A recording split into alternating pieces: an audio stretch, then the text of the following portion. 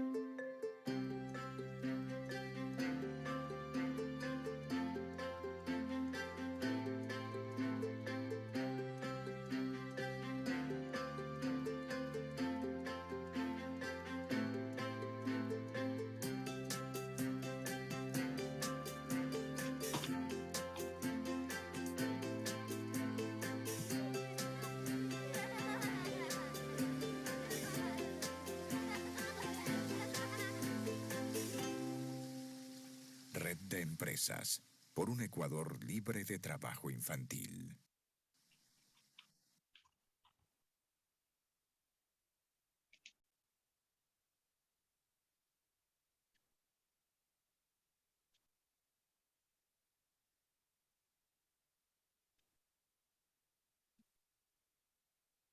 El audio, compañera. Está apagado. Perdón. Como vimos en el video, los niños necesitan caricias, protección infantil, acceder a una educación de calidad que les permita ser creativos, que desarrollen todos sus potenciales. En esta edad, los niños van a saber qué quieren ser de adultos, tienen derecho a soñar y poder entablar un futuro para ellos, por lo cual es necesario que la sociedad esté comprometida en erradicar el trabajo infantil, para así propiciar un futuro digno para ellos. Es obligación de cada uno de nosotros trabajar para que este sueño sea posible, dado que ahora sigue siendo una utopía, por cómo han manejado las políticas públicas los estados de cada país de América Latina. Para finalizar, hay una frase. ¿Me puedes ayudar, por favor, con la diapositiva? Ahorita voy.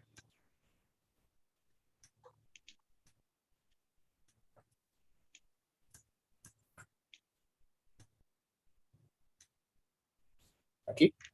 Sí. Dice, el trabajo infantil y la pobreza están inevitablemente unidos, y si continúan utilizando el trabajo de los niños como el tratamiento para la enfermedad social de la pobreza, ¿qué tendrán tanto la pobreza y el trabajo infantil con el fin de los tiempos? Grace Abbott. Muchas gracias.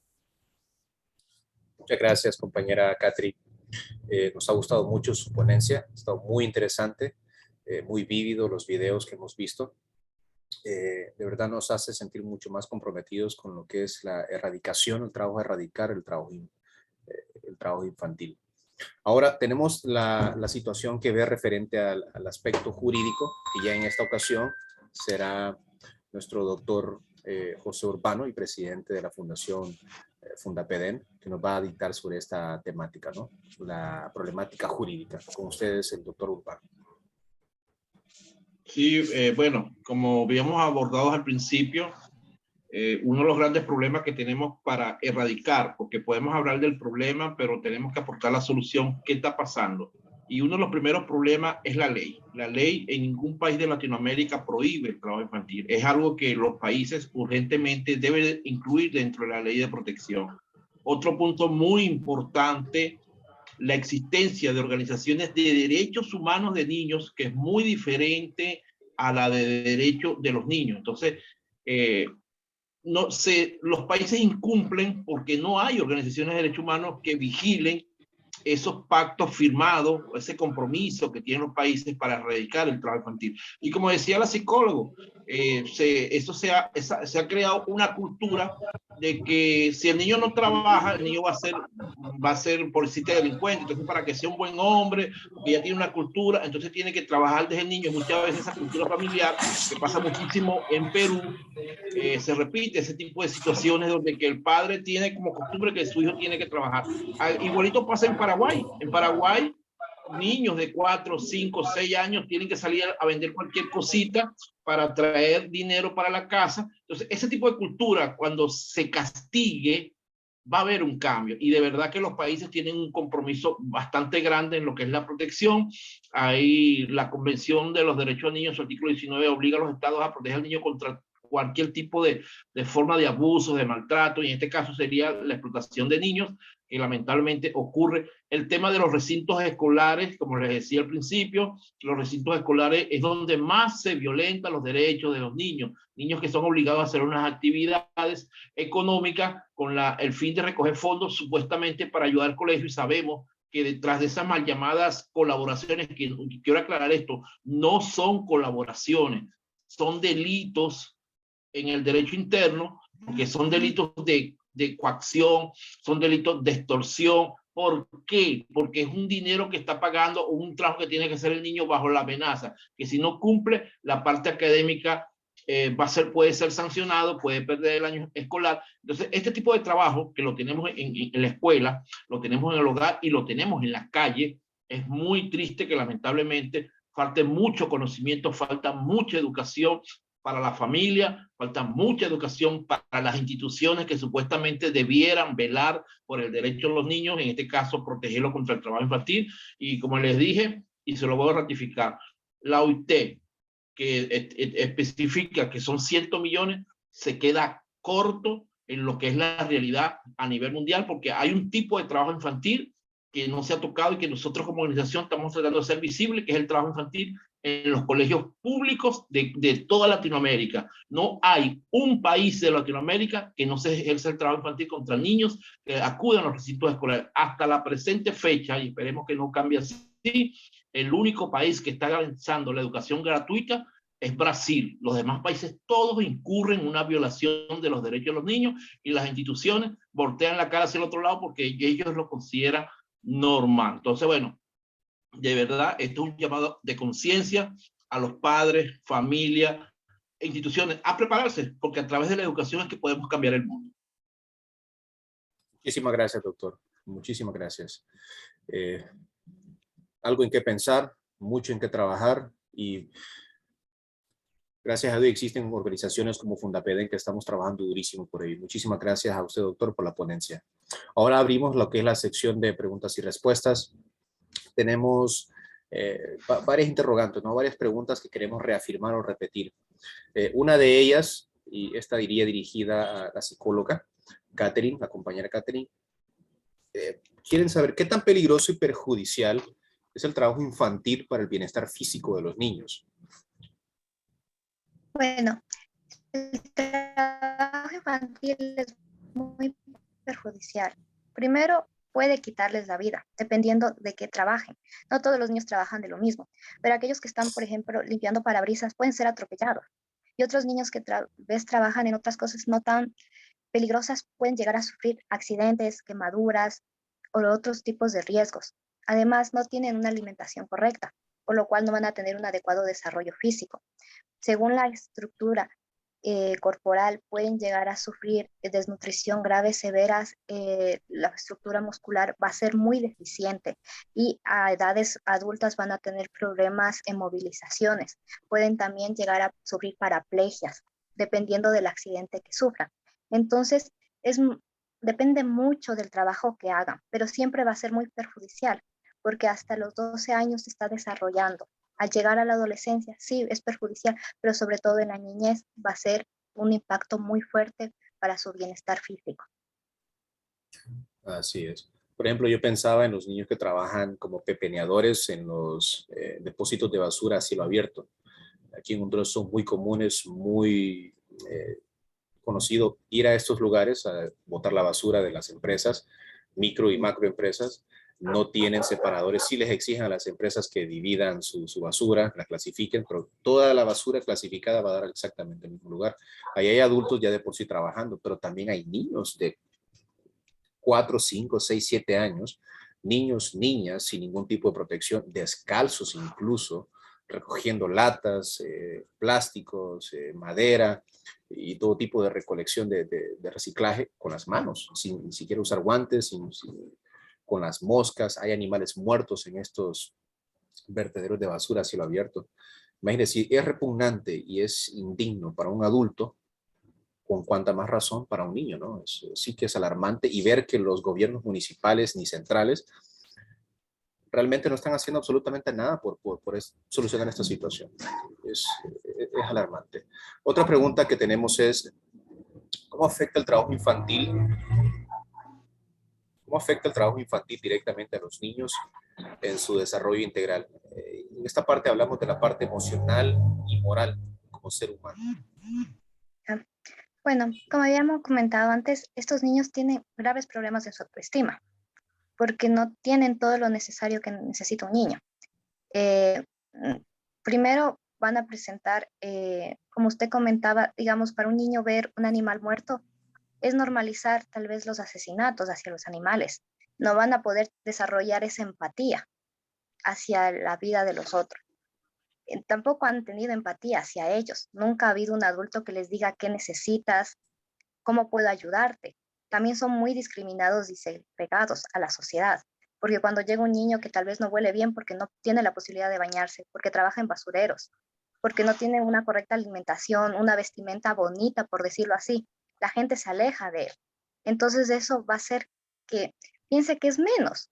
Ese niño no se va a considerar, y también su familia, si no tiene la posibilidad de ayudarle, de darle el valor que tiene, de en las noches darle un beso, una caricia, no va a desarrollar una buena autoestima.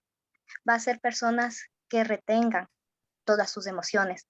Y sabemos que las emociones son fundamentales para los niños. El poder expresar, el decir me siento triste por tal motivo, el me siento alegre por tal, o me siento enojado. Ellos no pueden expresarse. Decir, mami, hoy no quiero trabajar porque me duele el estómago. ¿Cómo va a poder decir eso si la mamá no le está escuchando, no le entiende, no habla con ellos?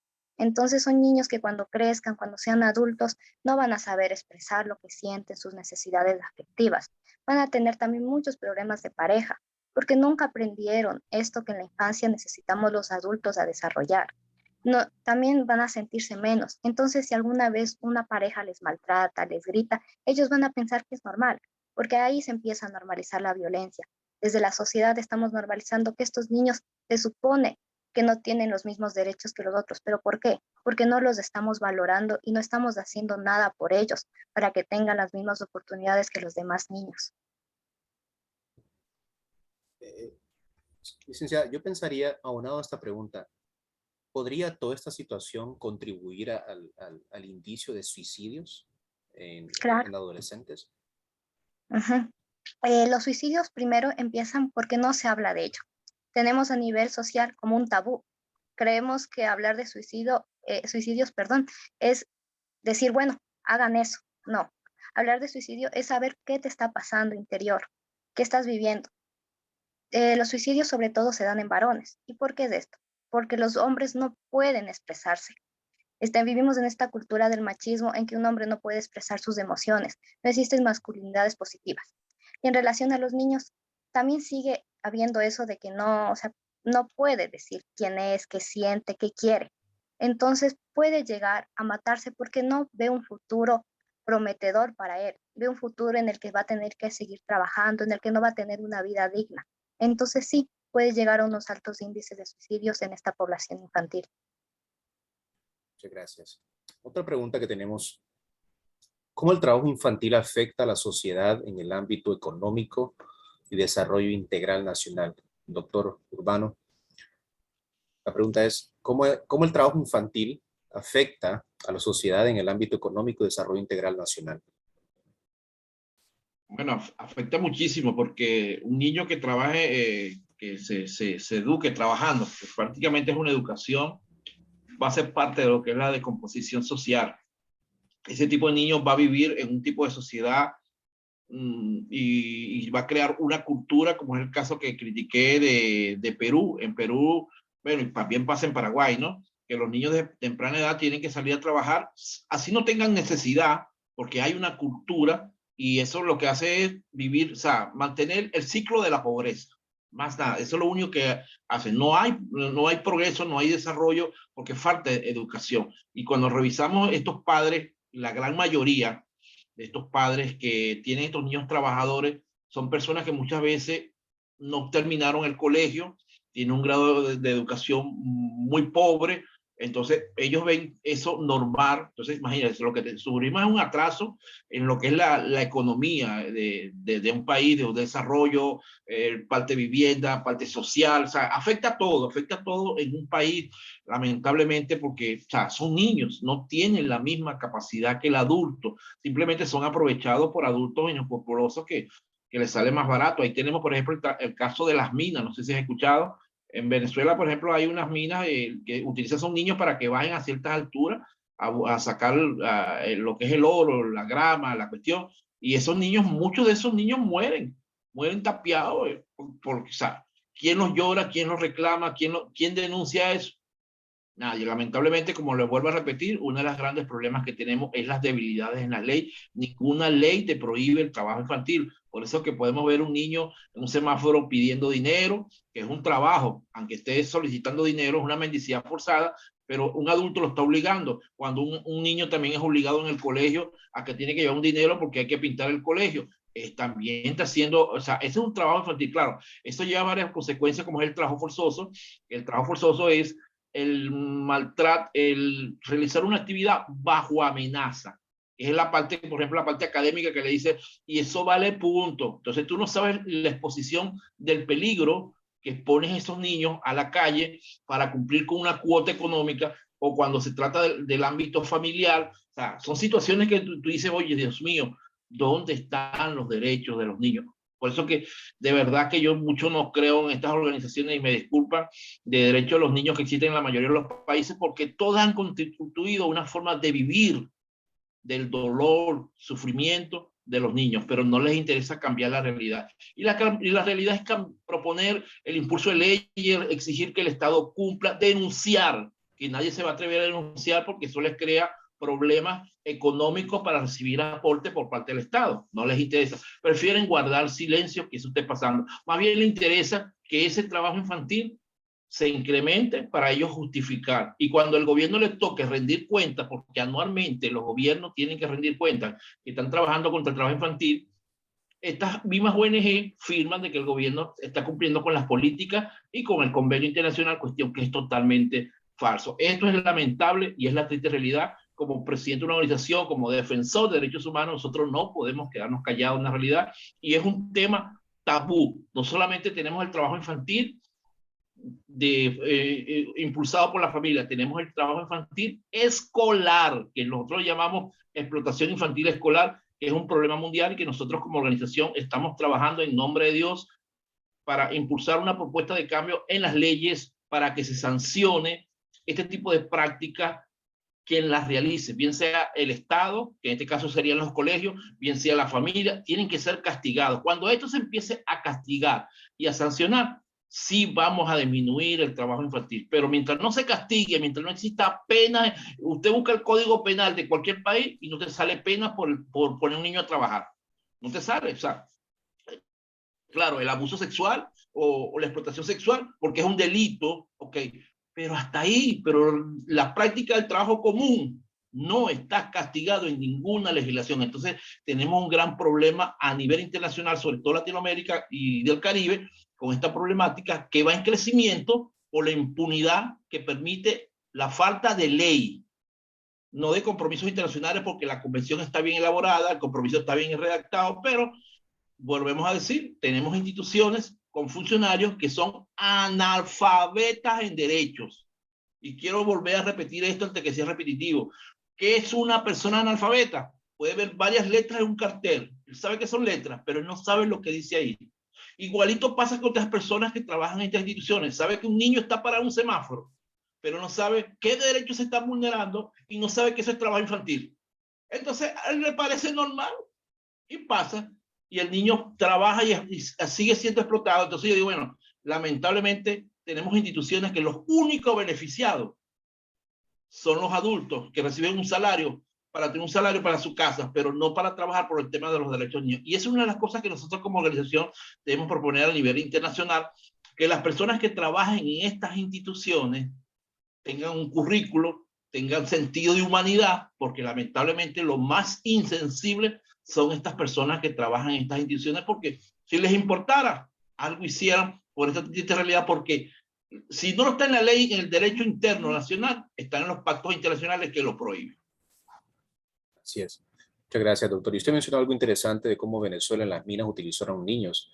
Históricamente, en la Primera y Segunda Guerra Mundial, la Alemania nazi hizo lo mismo, utilizó niños por sus manitos pequeñas para la elaboración y ensamblaje de armamento.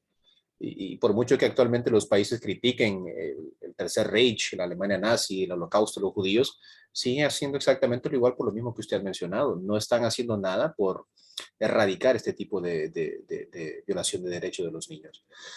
Muy interesante. Muchas gracias. La otra pregunta es, como sociedad, ¿cómo podemos fortalecer la prohibición y erradicar el trabajo infantil? Nosotros como sociedad, doctor. Bueno, allá vamos. Primero hay que prepararnos, conocer los instrumentos internacionales. Como les dije, la clave está en la educación, tanto en la familia como formar defensores de derechos humanos, que bastante carecen los países a nivel internacional. Aunque parezca exagerado decirlo y presumido, muchas veces puede caer pesado, somos la primera ONG a nivel internacional defensora de derechos humanos, muy diferente a de derechos. Los de derechos viven de la mendicidad, nosotros somos defensores, denunciamos el incumplimiento de los estados en la práctica de los derechos. Entonces, nosotros como organización no está fácil, porque vuelvo a repetir, el trabajo infantil se ha convertido en un negocio grande para muchas personas, para muchos empresarios, para muchas que, bueno, viven del trabajo infantil. La explotación de niños es un lucro. Si realizáramos un sondeo, por ejemplo, en un colegio, ¿cuánto le produce un niño a un colegio? Yo les sacaba la cuenta. Un niño le puede producir durante un año escolar por lo menos más de un sueldo mínimo a un director. Si multiplicamos 2.000, 3.000 niños que pueda tener ese colegio, se darán cuenta por qué un director que llega a un colegio pobre, siendo un humilde docente, de la noche a la mañana compró carro, de la noche a la mañana compró casa. ¿De a dónde sale ese dinero? Del trabajo de niños. ¿Por qué? Porque lamentablemente la sociedad se ha acostumbrado que eso es normal, que el niño trabaje para mantener el colegio, que se ha acostumbrado que ver los niños trabajando en un semáforo, eso es normal porque necesita ayudar el sustento del hogar. No, señores, eso tiene que ser penalizado, castigado. Entonces, para allá vamos como sociedad.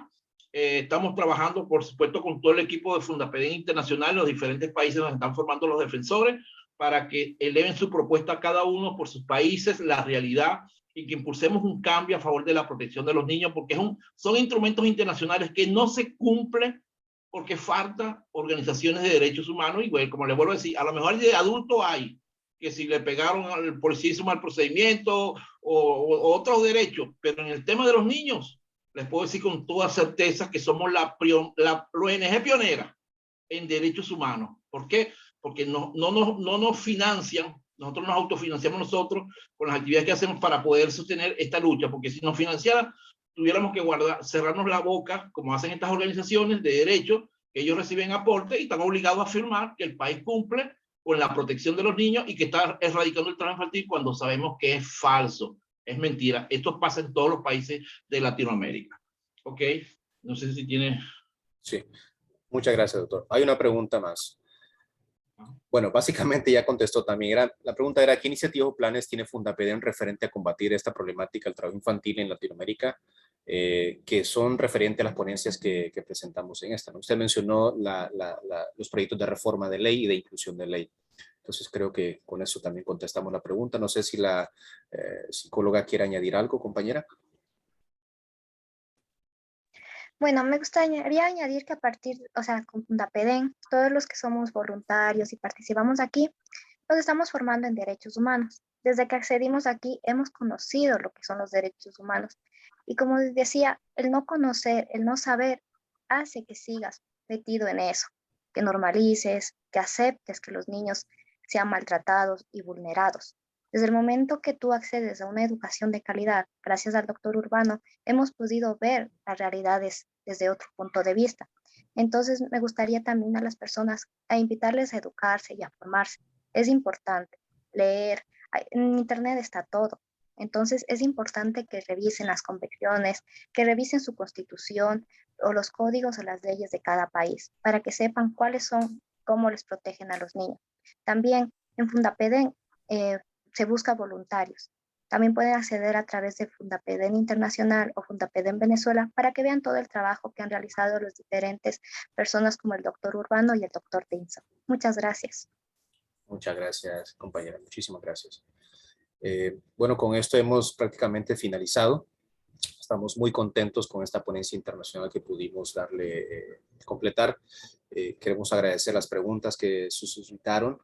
Gracias a la compañera psicóloga infantil por su excelente ponencia. También a la presencia del doctor Urbano con su ponencia internacional sobre la problemática jurídica de los países referente a los derechos de los niños. Estamos muy agradecidos, muy contentos con lo que hemos logrado. Es un trabajo que todavía hay muchísimo que hacer en cada uno de los países, muchos proyectos de reforma que proponerle al Congreso Nacional y ver si quieren o cuándo se van a dignar a aplicarlos, ver qué parte de ellos quieren cumplir de la ley, ¿no? Tenemos muchísimo trabajo. Tenemos muchísimo que hacer y como mencionaba la compañera Catherine, ocupamos más voluntarios, ocupamos más personas que quieran enterarse de los derechos internacionales y nacionales, específicamente de los niños. Por ejemplo, ella no es abogada, yo no soy abogado, mas sin embargo estamos en esta lucha a favor de los derechos de los niños. Y no hace falta que una persona esté estudiando algo relacionado a derecho o abogacía.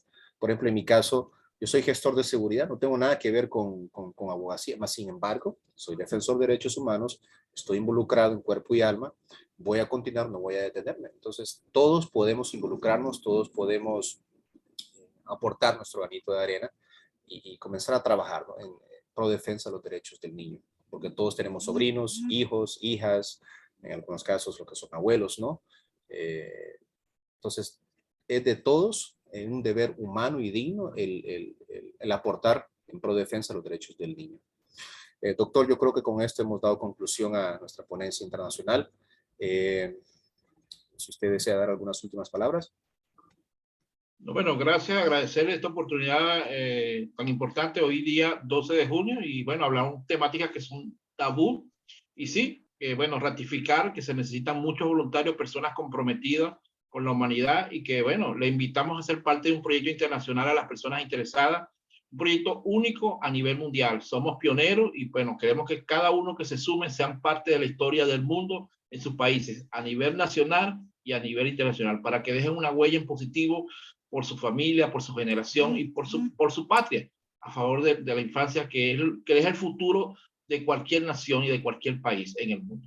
Muchas gracias, de verdad, y bueno, felicitaciones al equipo Fundapeden en Honduras y por supuesto Ecuador, que creo que es un catering, si no me equivoco, de Ecuador. Bueno, felicitaciones y bueno, sigamos adelante, hermano. Ahora es cuando falta trabajo por hacer en nombre de la infancia y los derechos humanos.